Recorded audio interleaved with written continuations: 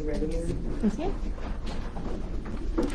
Good evening, everybody. I would like to call the Baldwin City Council work session for January 6th, 2026 to order, please. As you know, the highlight of this evening will be to swear in a new mayor and new council, and I would just like to take a moment of privilege before that happens. And I would like to thank everybody for the opportunity of a lifetime. This job has been absolutely amazing. Mayor Faust, I hope your 4 years, your next 4 years are wonderful. You have an opportunity to work for your neighbors, to solve problems, sanitation, public safety, everything that has to do with living in our city. And the residents are truly the reason that we do what we do here. Baldwin has an amazing staff. I don't know how to say thank you to the staff in Baldwin. The departments, we have many departments that work around the clock, and I'm not sure our residents understand that. Water, wastewater, PD, fire. We have round the clock public servants working for you. They are the face of the community. They're truly the heroes that we call when we have a rough time. And so I thank you to this incredible Baldwin staff.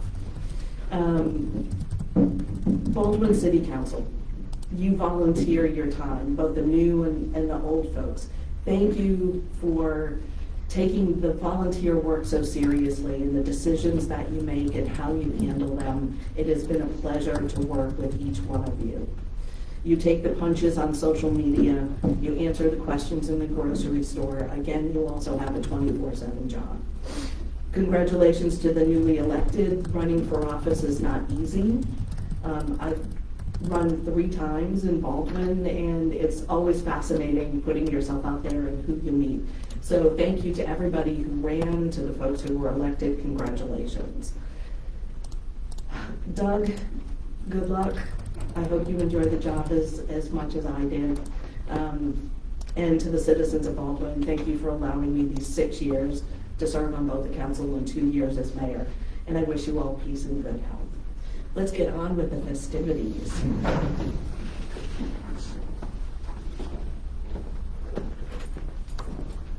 All right, good. Right there? Yeah.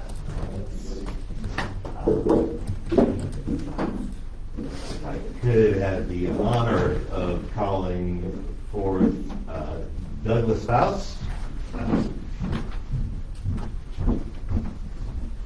All right, sir, I have 2 oaths to administer. The first is the general oath of office for mayor. And I'll ask you to repeat this one after me. The other one I'll read and ask you to say I will at the end. But if you would raise your right hand and repeat after me. I, Douglas Faust. I, Douglas Faust. Do solemnly swear. Do solemnly swear. That I will faithfully perform the duties. That I will faithfully perform the duties. Of mayor of the city of Baldwin. Of mayor of the city of Baldwin. And that I will support and defend the charter thereof. And that I will support and defend the charter thereof. As well as the Constitution and laws of the state of Georgia. As well as the Constitution and laws of the state of Georgia. And of the United States of America. And of the United States of America. So help me God. So help me God. Thank you very much. Next, there's a loyalty oath that is required of all public officials, and it's a little more verbose. So if it is acceptable with you, I will read it and ask you to say I will. I, Douglas Faust, a citizen of the city of Baldwin, situated in Habersham County and Banks County, Georgia, and being an elected official of the city of Baldwin, Georgia, and the recipient of public funds for services rendered as such employee, do hereby solemnly swear and affirm that I will support the Constitution of the United States and the Constitution of the state of Georgia, so help me God. Thank you. Very good. Thank you. Congratulations.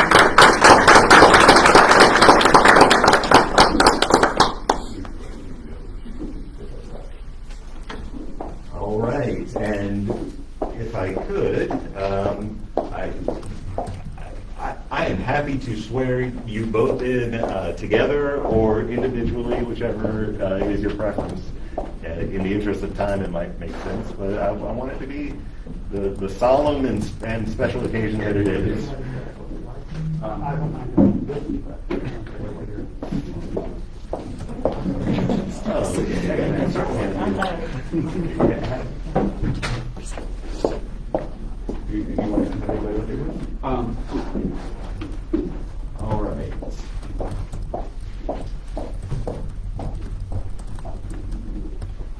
Please repeat after me.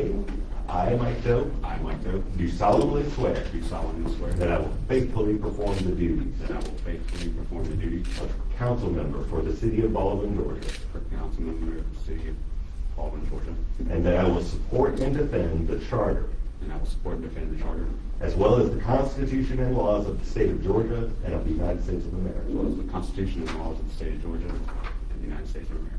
So help me God. So help me God.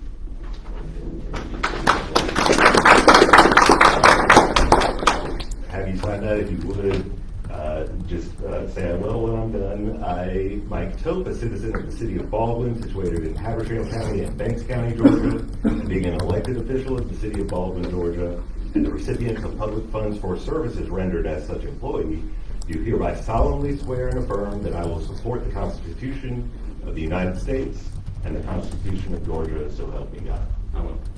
There you go. Thank you. Thank you.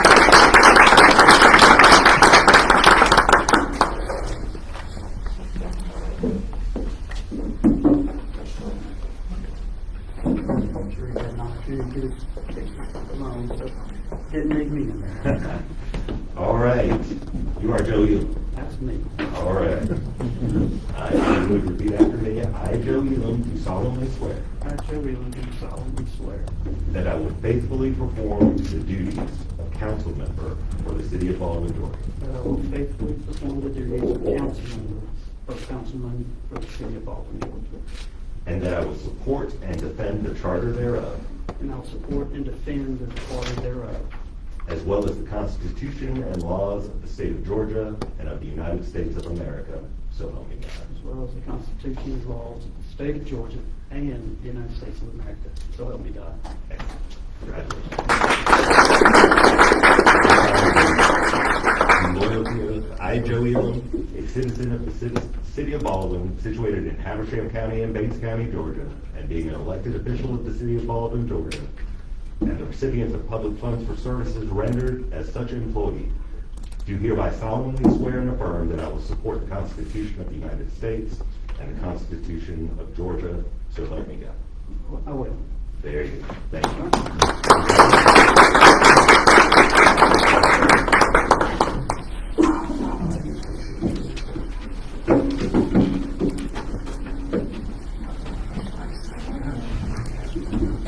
Good evening.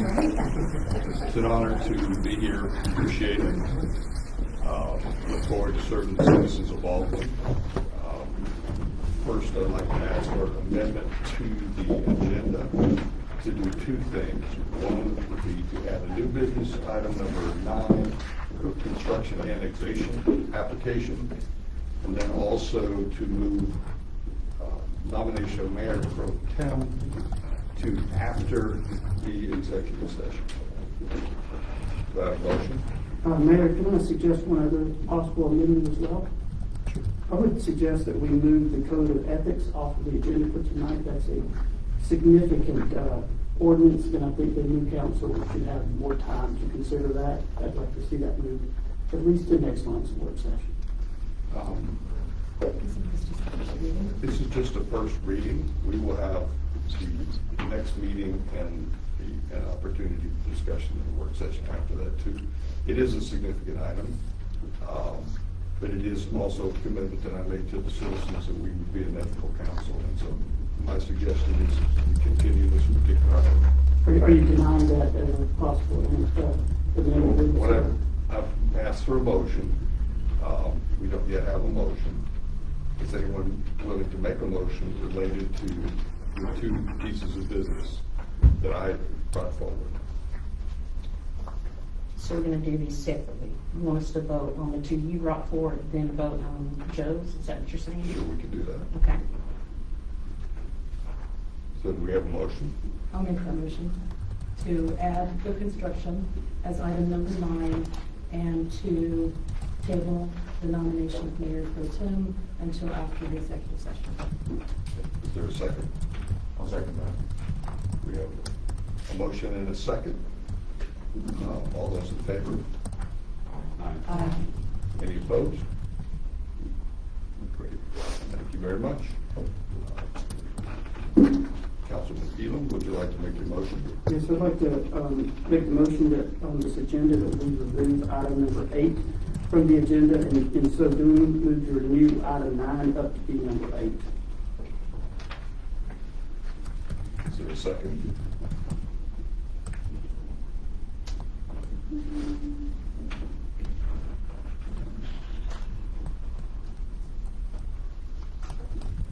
Kevin, no second for Absolutely second.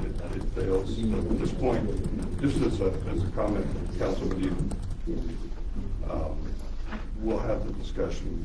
We do not have to move that item tonight, but would like to move forward and have discussion. So look forward to that. So we can discuss it, but that doesn't mean we have to bring it forward to the next meeting for a vote. Correct? Correct. So, next item is spring retreat availability. We would like to make sure we can confirm with the council members when we can do a retreat for 2 days in March or late February. Preferably, we'd like to talk about that. City manager. Yeah, sure. So we want to have the meeting in March. That would be ideal, but we have to work with EMI because they are the ones who typically host the retreats, and they are also trying to work with other organizations to host their retreats as well. So if you guys can just send me and Aaron, both of us, your availability for the month of March, give us a couple of days, and then we can try to work around EMI's schedule. We look at Thursdays and Fridays, is that what you're trying to do, or are you trying to look at any days of the week? We can go with Thursdays and Fridays to start off, and then if it doesn't fit in my schedule, we might have to move it to another day of the week or possibly push it back to April. Okay. But we have to work around what their availability is. So the request is all days that are possible in. We can go with Thursday and Friday to start off in the month of March. Let's go with that. Stick with the days that we do it anyway. Yes.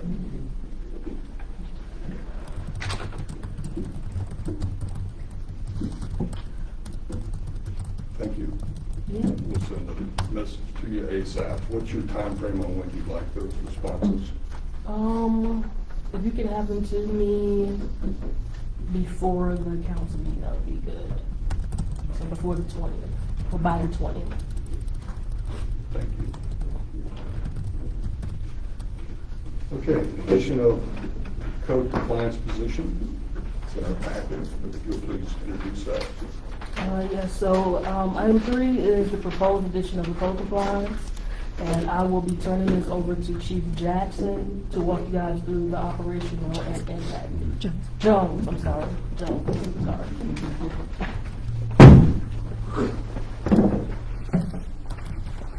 Good evening, Mayor and Council. Good to see the new members. Some are prior, we know them. So we'll start off on the code compliance position. Most agencies surrounding the area, you will hear code compliance known as code enforcement. However, it was chosen and it was reinstated to be named code compliance. So Councilman Key, Council Lady Davis, Council Lady Lehman, y'all were on board when it was reinstated, and it was all chosen to be code compliance. That was the recommendation. I'm fine with staying with that name. However, at the time it was reinstated, it was put under the direction of City Hall under the city manager at that time. I was not a huge fan of that because it was a sworn position, and a sworn position needs to remain at the police department and not at another location.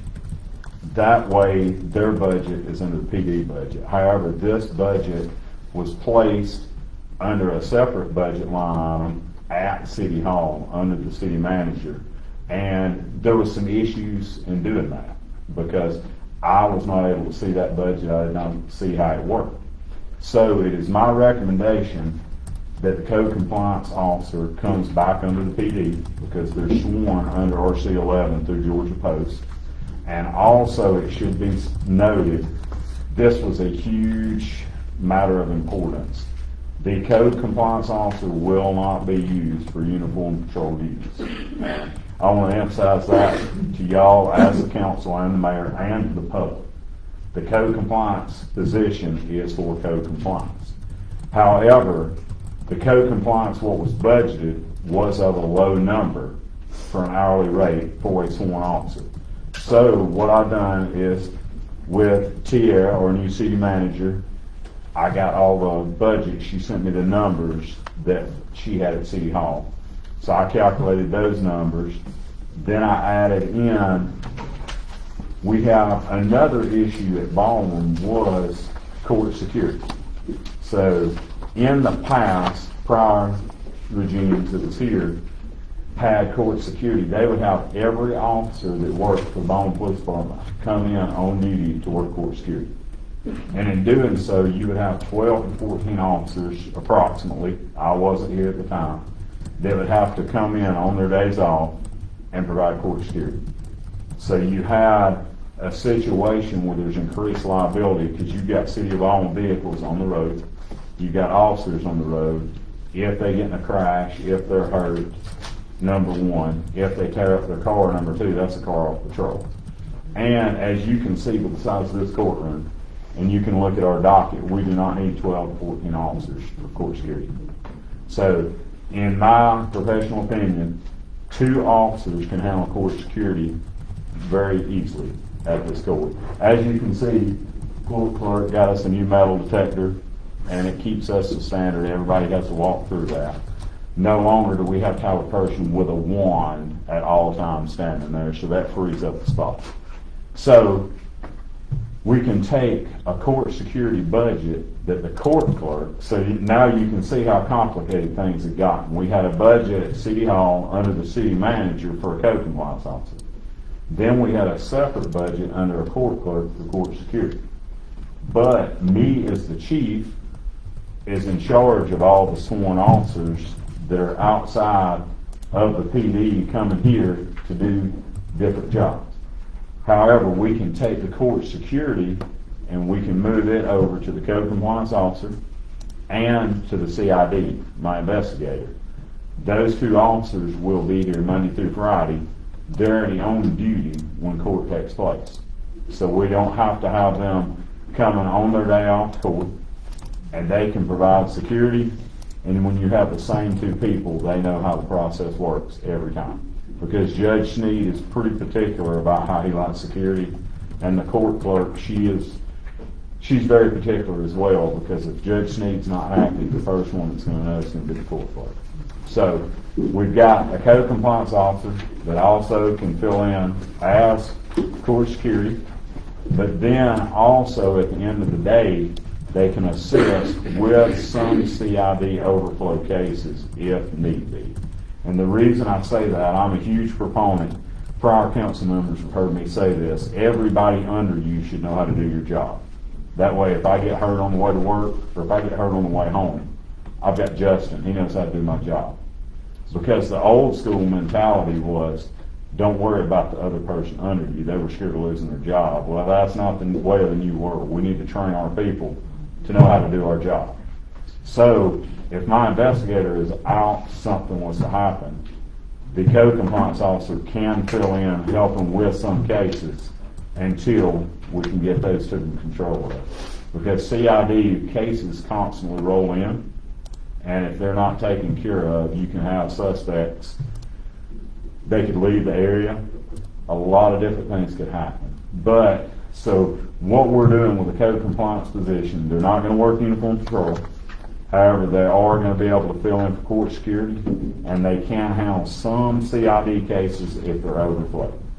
But primary duty is code compliance.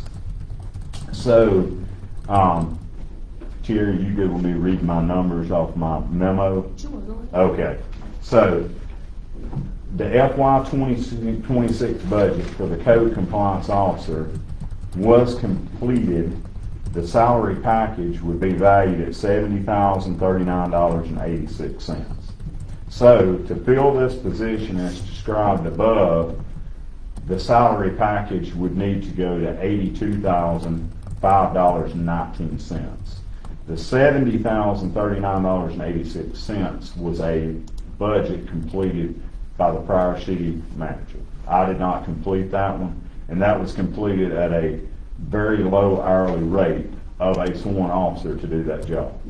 However, to fill in the remaining salary package difference, to offset that, we have got the code compliance officer position, and the court clerk for FY 25 had budgeted in $17,597.42 for court security. We can take that amount, move that to the salary package for the code compliance officer, and we need a total of the $82,005.19. And that would leave approximately $5,632.09 as surplus overage. So in filling this position, we're going from one position of code compliance only to now we're having code compliance, court security, and a part-time CID investigator if needed. And we can still do it without having to ask for more money. Any questions? Thank you. How long has the code compliance officer not been on salary this year? And so I don't have the exact date, Joe, but I'm most certain that it was in September, his last day of service. I believe it was always in September. So we have It about, was August, Yes, sir. so August August. or September. so about 4 months of non-payout of those Correct. budget lines. Mhm. So I've been having to handle those code compliance cases. So just to let you know, the past 2 weeks alone, I work closely with Erin because she handles the building inspections and the code side. I've dealt with 5 code compliance complaints within the last 2 weeks. So that's just complaints here. We have actually, so our last code compliance officer had made great gains. Aaron worked closely with him at City Hall. So in the close to over 4 months we've been on without a code compliance officer, we have lost some of those gains. Because a good code compliance officer is out riding the streets. They're not just waiting on a complaint to come in. They're actually out riding the city, and they are proactive. So that is what we need. And also, the cleanup day.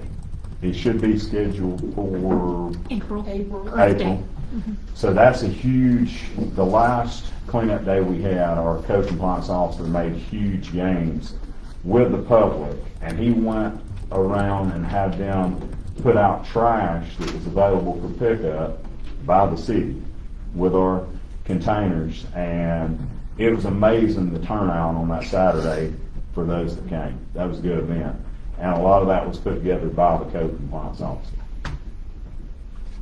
So, do y'all have any other questions? One, this is what you said, it's gonna be code compliance, obviously court security and CID, If needed. if needed. So that's only if your CID is absent or otherwise busy. So we there's certain felonious crimes, when investigator gets on that, it takes up a ton of time when they have to go for outside forensic interviews. If something comes in that time that needs immediate attention, we can send the code compliance officer to take an initial report. That way they can assist with CID. We agree on this, so we can move forward with it. Thank you. Thank you.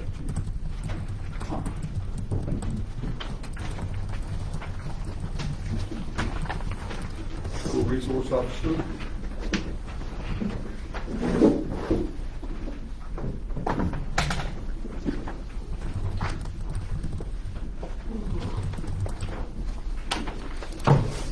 So school resource officer is at Baldwin Elementary, Yes, ma'am. Baldwin Elementary School, and they are going to reimburse us for everything for the school resource officer. But we're needing you guys' approval for the actual line items for the budget, which you guys should have in your packet on page 5.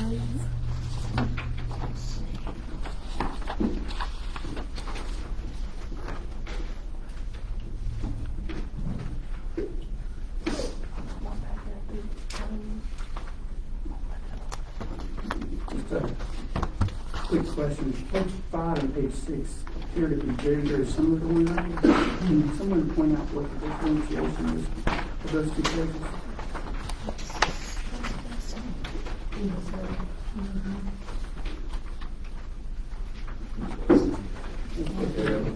Our 5 and 6 is the same repeat. I think it's just a duplicate page. Yes, that's fine. I just want to make sure. Yeah, just a focus on duplicate, two. just a mistake. Thank you. So, Tina, is this just a formality that this $112,952 is all reimbursed by the county, Mhm. but we have to put it in our budget Yes. as a formality? It's not like we're spending this money. Yes, and they're gonna reimburse us, but you guys have to approve all of the line items.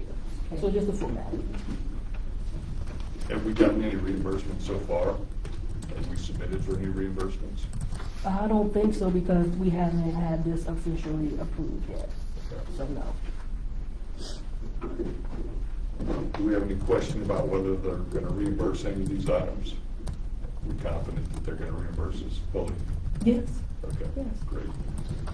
Any further questions on this? This particular budget, was this formulated by chief? Did you help You formulate need to it? speak on that. The budget. Yeah, I'm sorry. Yeah. Oh, no worries. I just want to make sure there wasn't confusion between So- prior budgetary folks Mhm. and chief. In other So- words, are these accurate? So as police chief, this is my third budget I have to complete. So I do 3 budgets. I do the police department, GCIC, and once the SRO program was started, it was suggested we do a totally separate budget just for that one, and I agree. So just so everyone knows and the public, it's 100% reimbursed by the Habersham County Board of Education. So this was a very rare opportunity for the Habersham County Board of Education to trust us with the SRO in the school. You can ask my assistant chief, when we first came here, that wouldn't have been a possibility. We made some huge strides for the trust and friendships that we've made along that way. So, and adding to this, the Habersham County Sheriff's Office and Board of Commissioners actually give us a Tahoe for this position. So that, I was given a title, it's already been transferred to the city of Baldwin. So we've got a Tahoe free of charge. And something else that's huge, I don't know if it's ever been done in the prior Baldwin Police Department, is the Board of Education agreed to let us use their fuel pumps with their fuel at the Demorest Elementary, the Wilbank School fuel pumps. So that is in function. We have started. We're not buying fuel at convenience stores unless it's an emergency. So I was asked by a prior media outlet, what are the savings going to be? And I told them I need to run it for 1 year. So once I run through this for 1 year, I can take the numbers from what we've used for the Board of Education fuel, and I can compare that to the prior year when we purchased from convenience stores. So once we get this running, you see the fuel line item for the gas on this. Most likely that will turn into 0 because I'm going to let the fuel key, which is vehicle specific, that will turn back over to the Board of Education for the SRO's call. That way, it's kind of redundant if we pay for that just to be reimbursed. So I can scratch that one. But this line item sheet, one of the main reasons this happened tonight is we had to appropriate the proper prefix number to these line items because they were new. So that's where we come up with 100-3250 is for that. And also, if you notice, if you run on the top line for regular pay, you'll see the yearly, I've got it broken down into the yearly pay, and then you will see the hourly pay. So the SRO works hours at 7 a.m. to 3:30 p.m., which is 8.5 hours a day. That adds up to an 85-hour pay period, which is 2 weeks. So a standard patrol officer is 84. So to go to the 85, so it's not considered overtime, we did have to make an exact policy just for this position. And it's been sent to, I'm most certain that y'all got a copy of that policy, city manager. And if y'all would like to see that, we've got that on file. Any more questions? We're going to move this forward next meeting.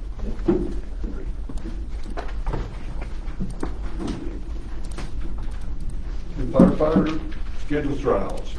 All right, so I will be turning this over to Chief Jackson, right name this time, to discuss a trial schedule that he's proposing that we do. It'll be a pilot that he's going to do over the next 6 months, and he'll jump right in. So I know you guys have it before you. I'm glad you'll have a couple weeks to look it over. The bare bones about it is one of the reasons why public safety can be hard at times is because of the time that we're away from our family. So what you're seeing before you is outlining 2 different schedules. That page will show the pilot program to work those schedules. I've spoken with every single one of the guys, and they are all on board on trying these 2 schedules. They're the most popular schedules outside of the 24-48. So essentially right now our guys work 24 hours, then they go home for 48 hours. If they run a call in the middle of the night, it breaks their sleep schedule. They're going to go home, they're going to take a nap, maybe get up by 2 o'clock, probably be groggy, probably have a headache, not really feel like family. And then the very next day, they're preparing to come back to work. So essentially what these 2 schedules does, one is a 48-96, so yes, they will be here for 48 hours of time, but then they have 4 days off between those 2 shifts. So because they have those 4 days off, if their last day, they get up in the middle of the night and they need that recovery day, they still have 3 additional days with their family. It also gives them, when you look through there, there's a breakdown. It shows commute times. It shows weekends. When it says full weekends, that's a Saturday and Sunday. And it gives a breakdown of the current schedule, the 24-48. It goes into the 48-96 and goes into what's called the 1323. It's also named the Baltimore schedule, and it breaks them all down. What I'm essentially asking for is for us to be able to start January 31st with this pilot. It would start with the 48-96s. It would run 3 payroll periods of 28 days, because our payroll period is 28-day rotation. So it'd run 3 pay periods of the 48-96, then 3 pay periods of the 1323. At the end of that, I would do a vote with all the guys and majority vote rules, and that's the schedule I'll be bringing back to position for a full-time schedule change. It doesn't change anything budgetary-wise. It doesn't change anything as far as the amount of days they work. They work the same amount of days as they do currently on this schedule. It just moves those days closer together and then spreads those days closer out or further out so they can have more time present with their family, commute less to work. And another benefit of it, 48 sounds like a long time, but they have certain duties they have to do when they get to the station. Once those duties are met, then they go into their time, where they can relax and wait until there is an emergency or anything like that. Well, with a 48, they can do the duties for both days in that first day, and essentially the second day is almost like a weekend day, to where whenever they get up in the morning, they can go about their day and they don't have all this responsibility looming over them, so they're more ready for calls on the second day. But in this packet, I went through and built pros and cons for each individual schedule, and I built it out there in front of you to where you can read through it and everything. And I have actually personally reached out to chiefs in the state of Georgia that have gone to alternative schedules. The last one I talked to was Ben Stevens, who is actually at West Jackson. He's the chief there. They run a 48-96. He said they did a 6-month pilot when they first initiated it, and he actually had White approach him in public and ask what he was thinking. And he gave them his email and said, look, I want you to email me once a month and tell me. And he said by the end of it, there were guys that told them that if he ever went back to a 24-48, that they would leave the department, and there were wives that thanked him because their spouses were now more present They were able to attend more events with the kids. They were able to have more holidays at home. So it has a lot of benefits. So essentially what I'm positioning is that January 31st, that we start this pilot program, which is the back page, it's laid out. The green is one shift, the blue is one shift, and then the red is one shift. That'll be page 15. Yeah, I don't have page numbers in mine. But, so essentially it's starting at 48.96. Like I said, the black lines are that 28-day rotation, so it changes nothing budgetary-wise. It's just a way to try to get these guys a little bit more time with their families, so that maybe, number one, they can decompress longer between calls, and number two, divorce is a huge thing in public safety, and it's because we're not present. So this is a way to let them be a little bit more present with their families. Thanks for your work on this. It's a good explanation. Questions? Are there any local departments that are doing these other shifts? So currently? Banks County just went to a 1-3-2-3, that last one, and the guys there have said that when they first were presented it, because the 1-3-2-3 is a little bit more complicated because you're working 24 hours, you're off for 72 hours. Then you work 48 hours, then you're off for 72 hours. So you're off 3 days in a row, but you do a 24-hour shift, and then you have a 48-hour shift, and then you have a 24. So it can be a little complicated. Once you get in the pattern of it, it's relatively easy. And a lot of them had some reserves, and they actually, I may be speaking, but from my understanding, they actually took and allocated a few of the people that work for Banks County to stay on the 24/48 because they worked in another department as well. So it would conflict.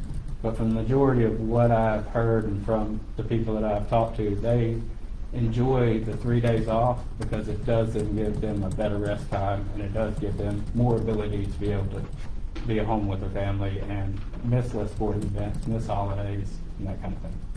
And the West Jackson, Ben Stevens actually told me crazy. He has a guy that lives in Wisconsin that works at his fire department.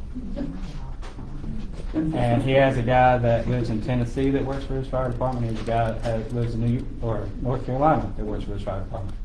And he said that they have said that because of the fact that they're there for 48 and then they're off for 4 days, they don't mind the commute anymore because it's cut their commutes in half.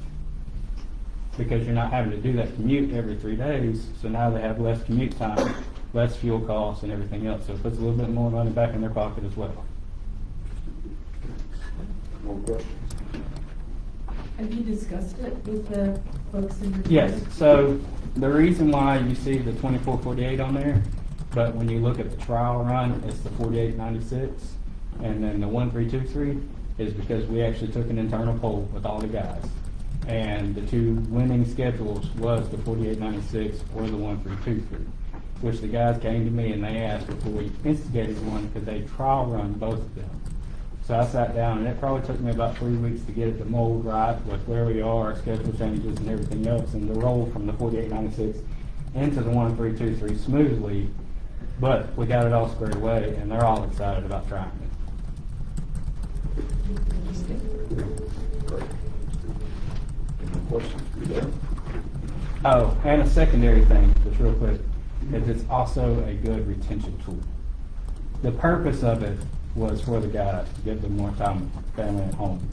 But it would be something that no one in this area, I mean, Banks County's done the 1-3-2-3, but this is mostly more of a metro area and south where you have larger departments.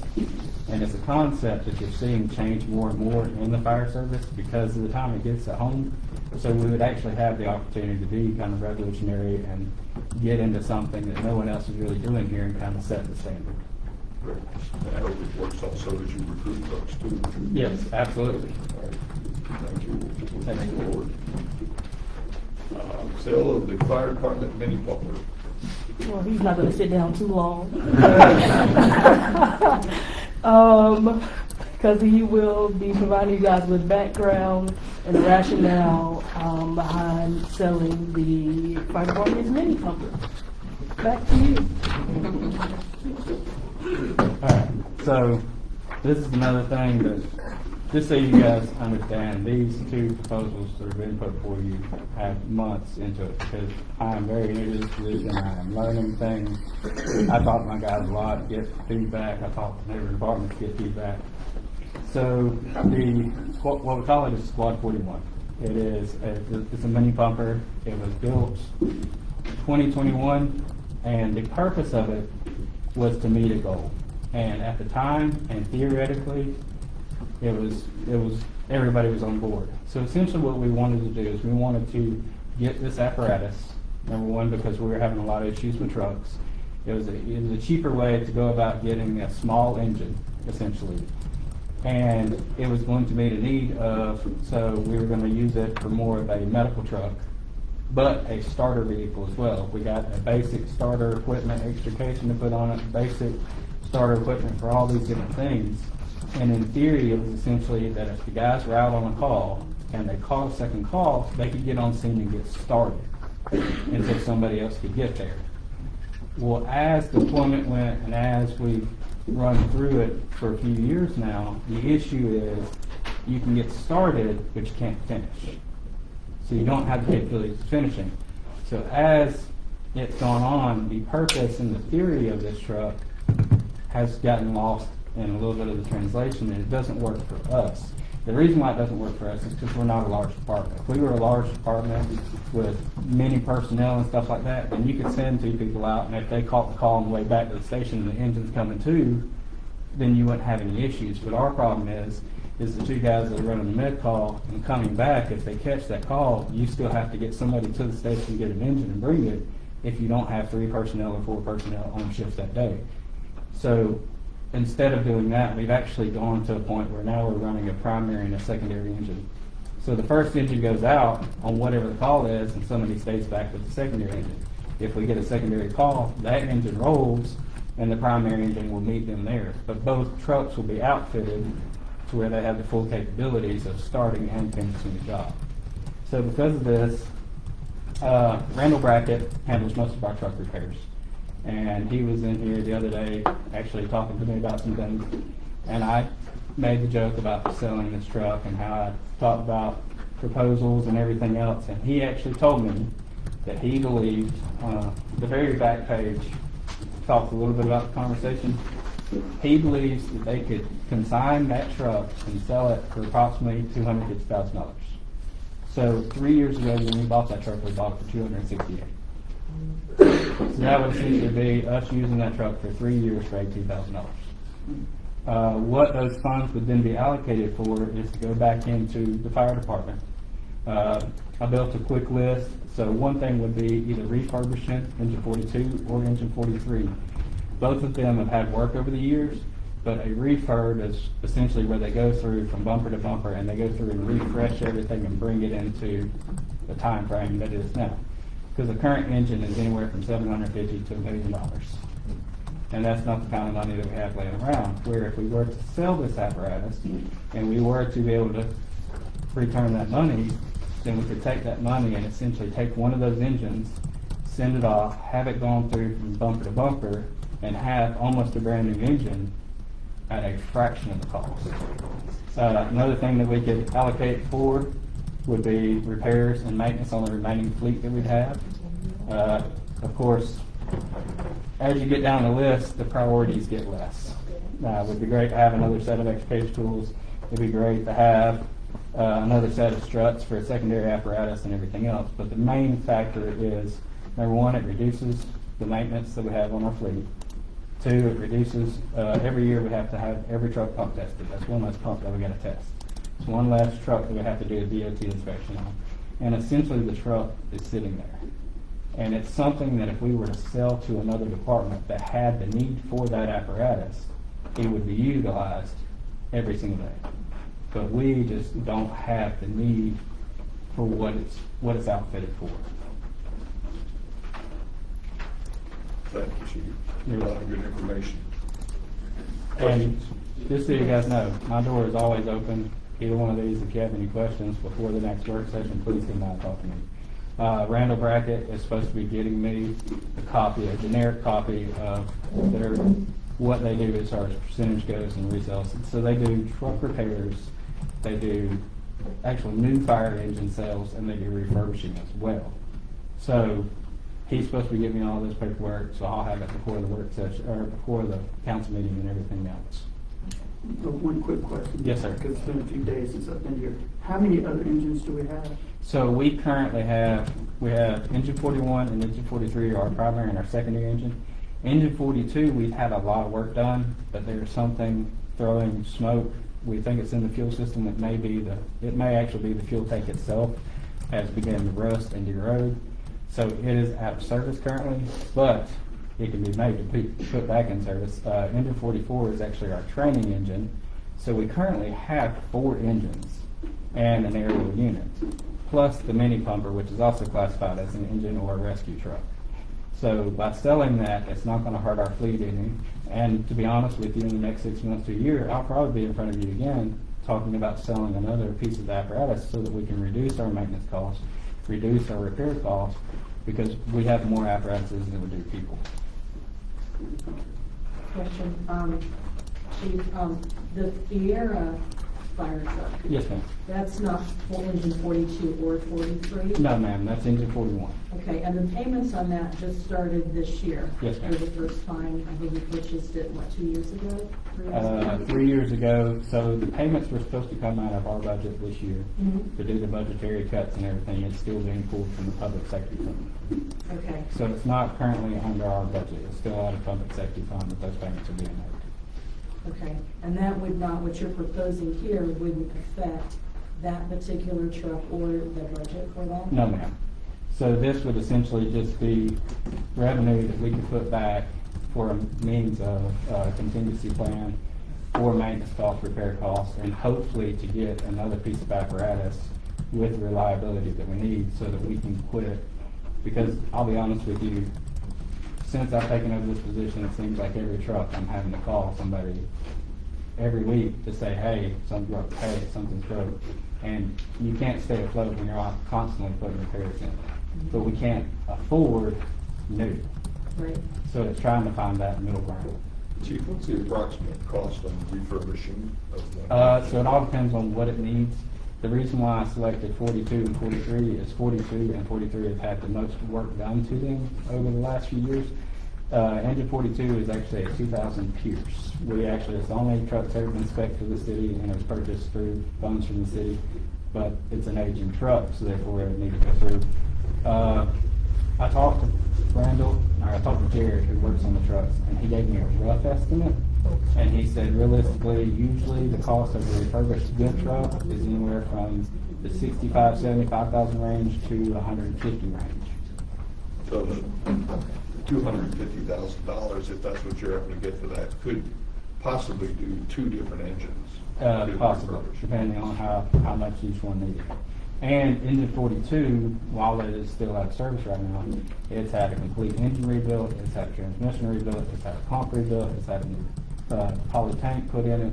So that truck is actually probably a lot closer than 43 to being refurbished already. Yeah.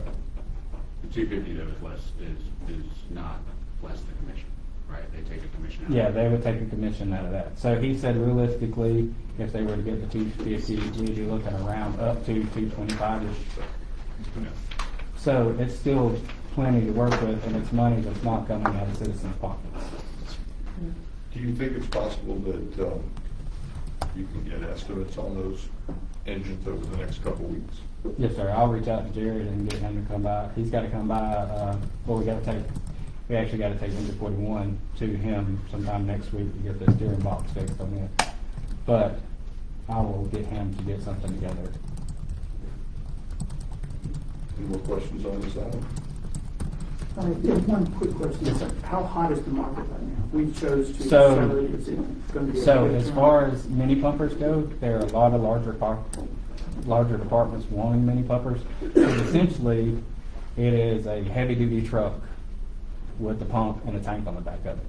So a lot of your volunteer departments, a lot of your rural area departments are going to this style truck because of its capabilities of not only being able to go to a house fire and pump a house fire, but it also can run through the fields and put out grass fires and everything else. This truck actually has the capabilities. It has a front turret on the bumper, and it's got front vapor sprayers, and it's got a pump and roll mechanism where you can actually put it in gear, cut the water on, and go through the field, and it actually flows water as you're running. As far as a brush truck goes, it is amazing. But unfortunately, we've outgrown the necessity of it here, and rather than it just sit there and collect dust, I figured why not offset some budget costs and get the things that we needed that we had to cut out of the budget. Yeah, it depreciates the whole time it's sitting there, so that's. Exactly. Great. Thank you very much. Thank you, guys.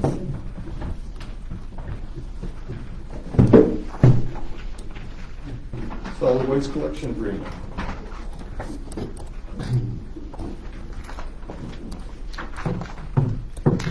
Okay, so I first want to express that we had 2 bids for the solid waste collection agreement. Previous administration decided to move forward on the one that you have in front of you because they thought it was best interest for both, in comparison to both bids. But I think it would behoove you guys to look at both bids before making a decision, and I have that, and I can get that sent over to each of you. But if you like, I can just still go through the key differences between the two and why the decision was made to put this agreement ahead. So it's 3 main points.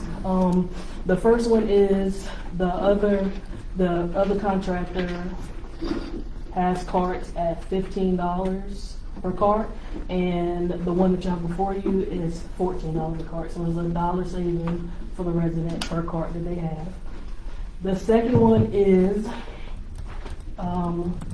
they will provide large item pickup and no additional costs for residents. So as you all, of course, know, our cleanup day, that's one of the things that we do, but they can reduce some of the items that we have in our cleanup day, in addition to residents just being able to, of course, get rid of their large items without having to make special calls to their current collector. And then the last item is they will provide land pickup also for no additional cost. That service was apparently previously provided to residents for the current contractor, but it was cut in the previous month. So those are the 3 main differences between what you have before you and then what the other bidder presented.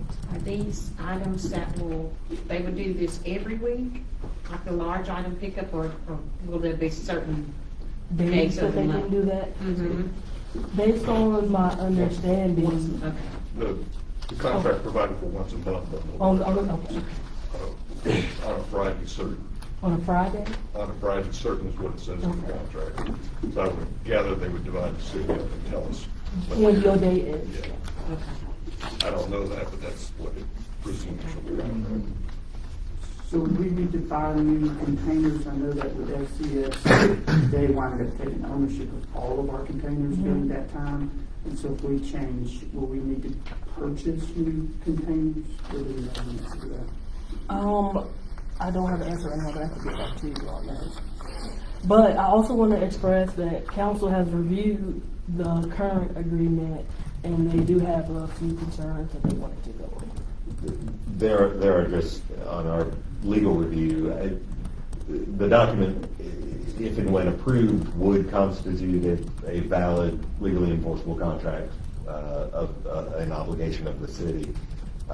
There are 2 provisions that I just wanted to point out. One is the term. Typically, these contracts are required under Georgia law for municipalities to be no more than 1 year in term. This one has a 3-year term. So we recommend going back to the provider if this is the provider. It can be structured in such a way that they're 1-year terms, but they automatically renew, so you're not having to come back and do a new deal every year. But technically, it needs to, the obligation of the city needs to end at the end of each year. The other term that I just wanted to point out, there are several kind of cost escalator terms in there that do not seem to have a cap So business deal wise, I would recommend that we at least go back to them and try to fashion some sort of. Yeah, I looked at 7.2A on Yes. that adjuster, and I understand if the tipping fees go up, they want to get an increase, but it doesn't give us a method of calculation, and I would want a method of calculation, so we know if the tipping fee goes up, this is what happens. If not, we'll figure it out later. Yes. But again, we've not reviewed the proposal from the current provider, and to Councilman Elam's point, that's a very good one, because that can be a substantial cost as well. Folks having getting containers, if those containers no longer will serve. It's my understanding that FCS took ownership of those, meaning if we leave FCS, they have all the right to come grab those. So then all of our citizens would be with no container. And I'm certain this company is not going to accept us to just put our trash on the corner of the road. So that would force the city to purchase those containers. So, So we need a couple clarifications then. I'm hearing that we need to deal with these adjustments to the rates. I'm hearing that we need to deal with the cart cost, if there is a cost Yes. from this provider. Were there any other items? I think just the term. Term, 1 year. Okay, and the other proposal, are there merits in it that we need to hear about? The other, you said there were 2 respondents. Oh, yes, I said I had that one, and I can send that to you guys before the meeting, so you guys can review all of this. But are there specific merits you'd want us to look at? Because I think. No, because I just received that one myself Okay. recently, so I don't have any of the key points for that one. This is the one that I was given to, present from the previous administration. And do we have any issues with terminating the contract with the previous current I think provider? there's a 90-day notice provision, and I noticed that this agreement seems to be set up for April 1st. Yes. I guess with that contemplated. So the expectation was that this would get approved, and then we would send out that notice, and then we would start with them on April 1st. But like I said, I think you guys should go ahead and review both of those before that decision is made, obviously. Okay, can you get us answers to those Yes. questions then? And specifically then, our council, will you follow up with them, or will you follow up with them about these adjustments and getting some clarity about limitations and also the calculation method? I have not had any communications with them. Typically, staff will do that, and if a lawyer gets on the other side, then I'll talk with the lawyer. All right. But Maybe you could work with Tierra. I'm happy to. Great. and I'll be sure to get you guys answers on this, and then the other contract is approved. Big. So that we won't put this on a consent agenda, we'll talk about it next time and make a determination at the next meeting. Hopefully we'll get enough information to move forward.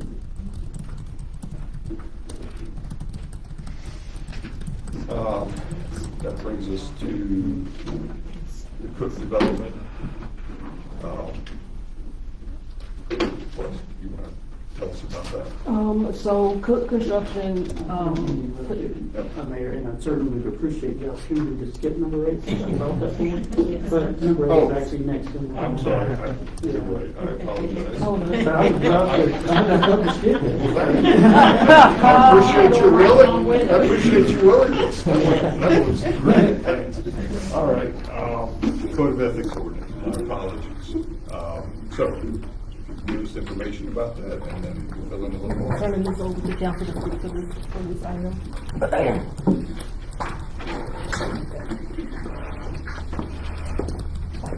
Hello, everyone. Thank you for having me again. As you can see in your packet, we have a copy of this first draft of the ethics ordinance. This is something that I've been working with council with for a bit now.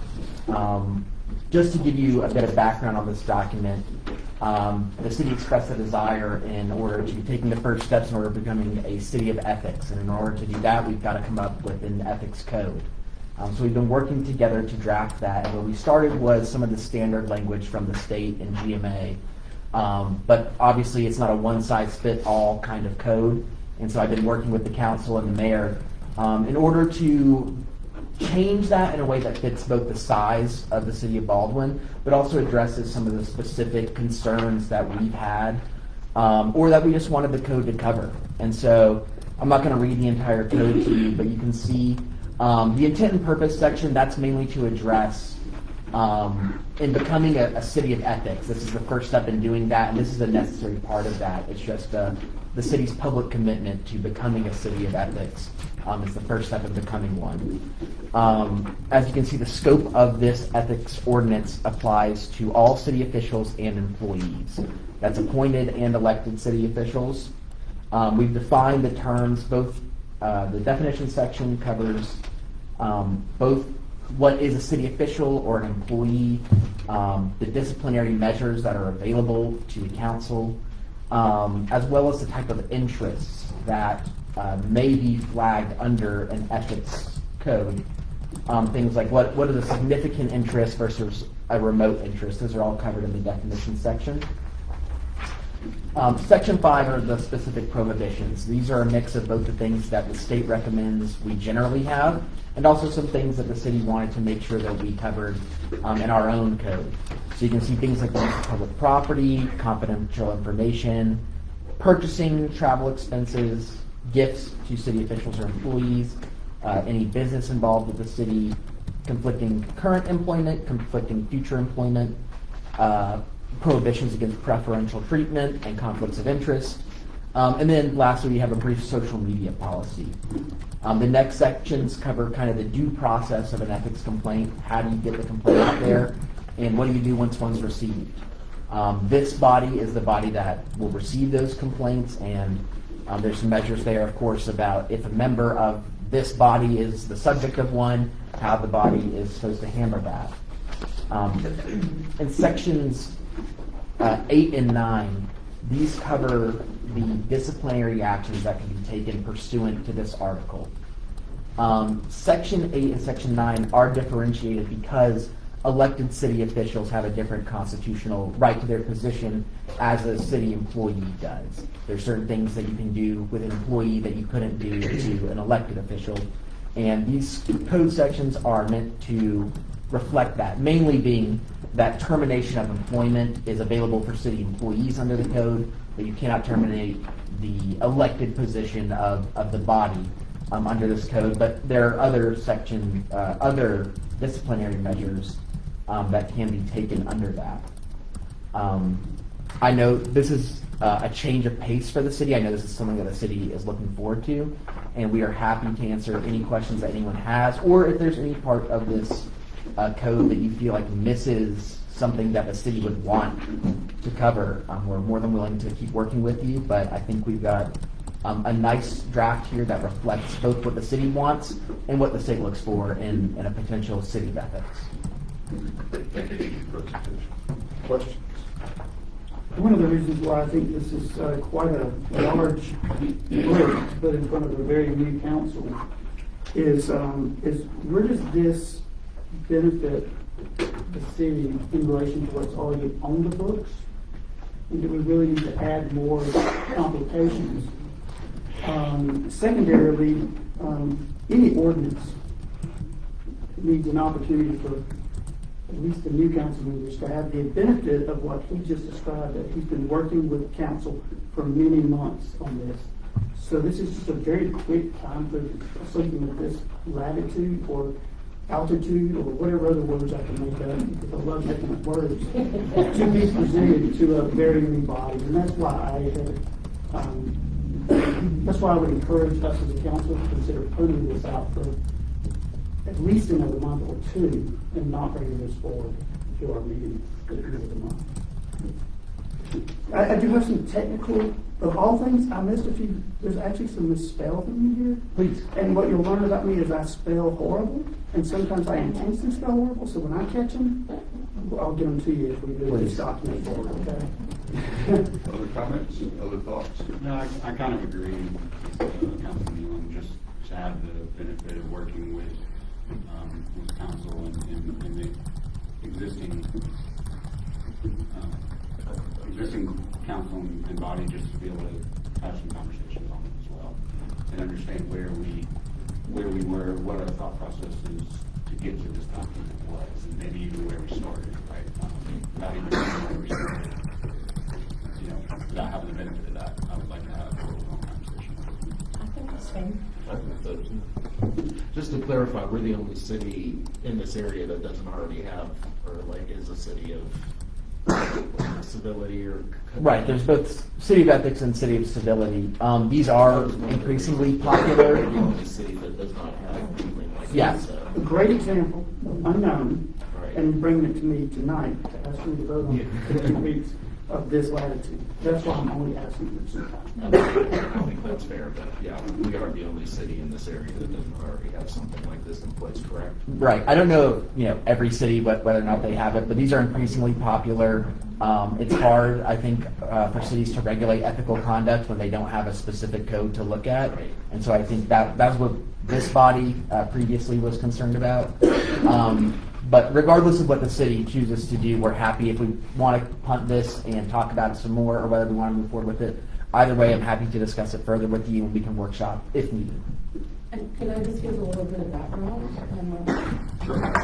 Right after I went to council last year, there was an issue that came up, and we had the city charter and the manual out in an executive session, and we're looking for answers. And we came to the realization that there was really nothing in there to help guide us through the issue that we were looking to tackle. And after that, Eric, Carrie, and I met and discussed where we could go, what we could do, looked at other cities, worked with council, and actually this is the second. Right, yeah, we've gone through a couple of drafts on this. The second ordinance is entirely different from where we started out. So it has been a work in progress, and it is a big decision. And I think that, having time for you all to read it and look at it is fine. But my understanding was this wasn't up for a vote at the next meeting, that it was like 2 meetings from now that it would actually be up for a vote. So like in, what, a month? 6 So weeks? with an ordinance, it has to be read twice publicly. Right. And I would rather us have some time even before the first reading. The last thing I want is a first reading in 2 weeks. Mhm. Then us hunt it down to make me happy. Mhm. And then there's 5 weeks or 6 weeks that have passed, and the public may have lost interest in it at that point. I'm not going to lose interest in it. Obviously, you can see I'm interested in this document. But I don't think it's fair to the public. So I'd rather our 2 readings follow within a reasonable timeline. So the excuse of, well, let's just read it and get that behind us so we can move on to the last one later, I would prefer us not to behave that way with something. I mean, this is a major, and while I was just a citizen, I pointed out how there's a distrust among the citizens and us.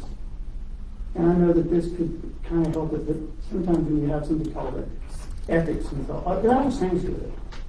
But we have a lot of other things we can do to improve the level of trust the citizens should have with us. And I'm only asking that you give the citizens that just put me into this place an opportunity to think this through. So I can appreciate all your hard work, but you didn't get it through before I came on board, so now I'm going So to ask. what's for your it. suggestion, Joe? I'm not sure I'm following. What do My you- suggestion is that we take this document that was presented to me, that I received by email from Eric just a few days ago, and you give me, Mike, an adequate amount of time to digest it, to communicate it, take advantage of our counselor who's offered some time with us, and absolutely, man, give me a call. Tell me why you think this is what we need to know. But I don't think 2 weeks is going to afford that. So my suggestion is we put it off to at least next month's work session. We can have a discussion again, maybe read it the next meeting, and we have a 3rd month out. The 3rd month. But those would follow back to back. Yeah, I would just say, I don't agree with that amount of time. I'm happy to give some time, but punting it that far is like making this disappear. Sure. This is important. I think this represents a commitment from us as a council to the citizens to act effectively. So I don't think we have to vote on it tonight. Mayor, it And will I'm certainly be happy your to choice move it. because you will get the opportunity to create the agenda, and you will get the opportunity to bring it forward. Under my terms, I would be at no at that point. Thank you. Any other questions? Thank you. Now we can go to Cook Investment.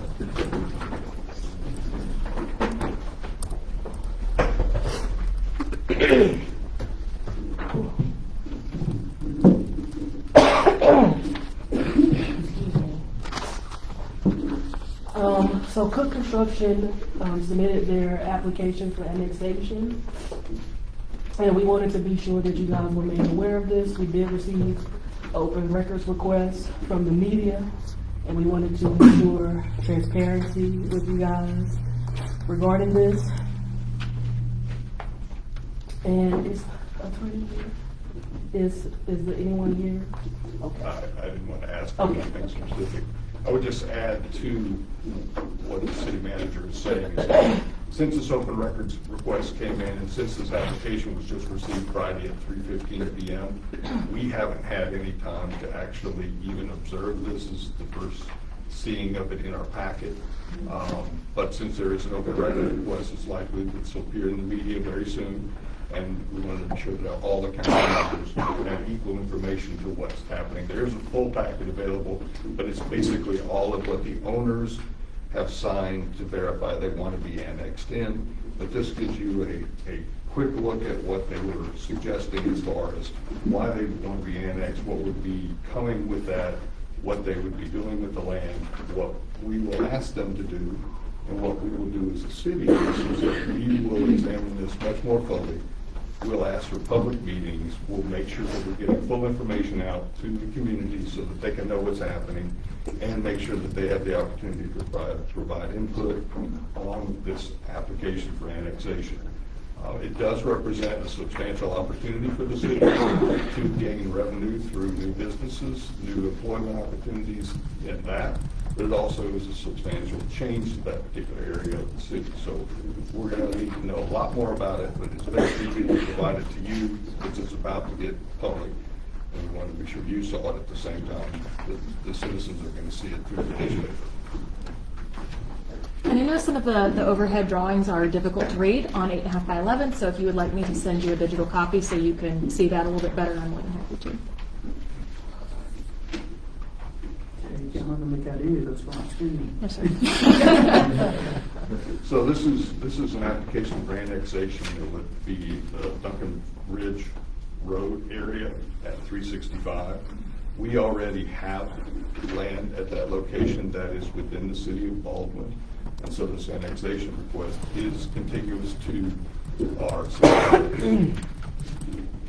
So, and really, right now, that's all we're really prepared to talk about, because we just got this and we don't have it analyzed, and we will need to provide much more information to the council and to the community.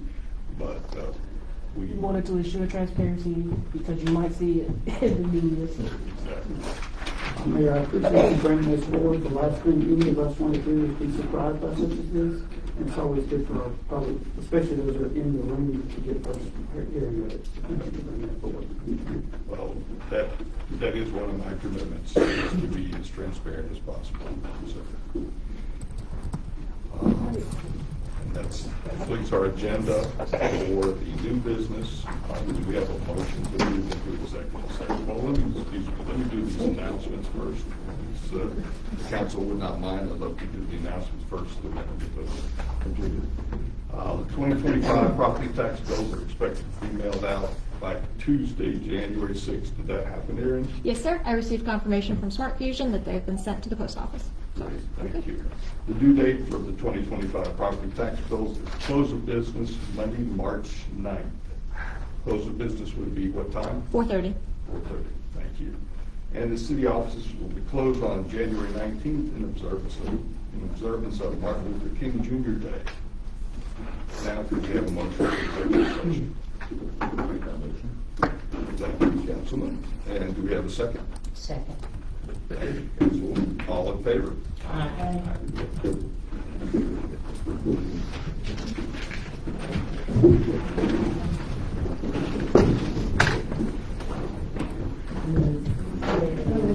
If you give me just a couple of minutes, I'll straighten this all out.